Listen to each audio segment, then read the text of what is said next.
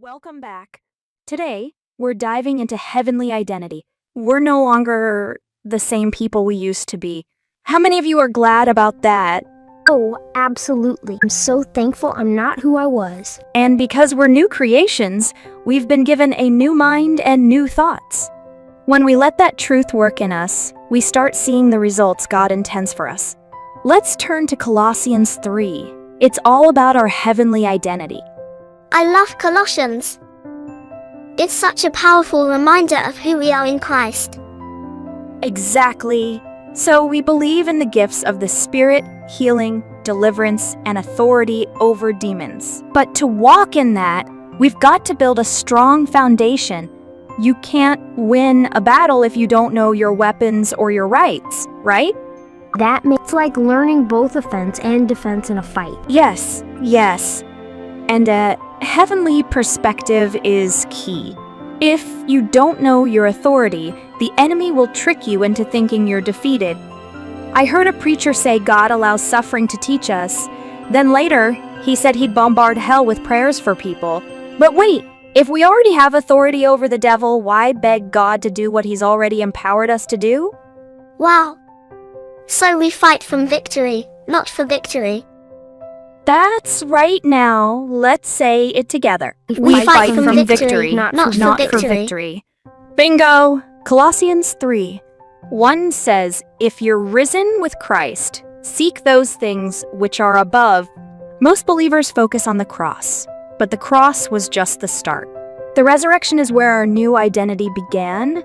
That's deep. So we're not just forgiven, we're empowered? Yes.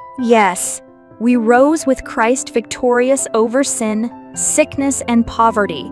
But here's the catch. To live it, we've got to set our minds on heavenly things. Colossians 3:2. The world meditates on nonsense for years to tap into demonic power. Why do we think faith works without focus? We're saying our thoughts shape our reality? 100. If you dwell on fear, you'll live fearful. But if you meditate on I'm healed, I'm victorious, I'm seated with Christ, faith rises. Verse 3 says our old life is dead, hidden in Christ. The more we see ourselves in Him, the more His glory changes us. Verse 4. So how do we mortify the old habits? By starving them. Those urges aren't you. They're the devil's reminders of a dead man. Verse 9 says we've put off the old self. But if we keep looking at it, it'll try to resurrect. Like a zombie? Exactly. Don't let a zombie run your life. Strip it off. Verse 9, 10. The new man is constantly renewed in God's image. This is freeing. We're not begging God.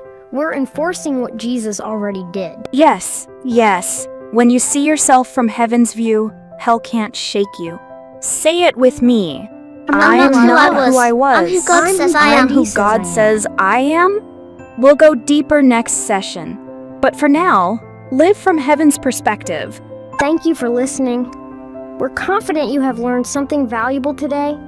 Stay tuned for our next episode, where we'll dive into the fascinating topic of our heavenly identity. Until then, be blessed.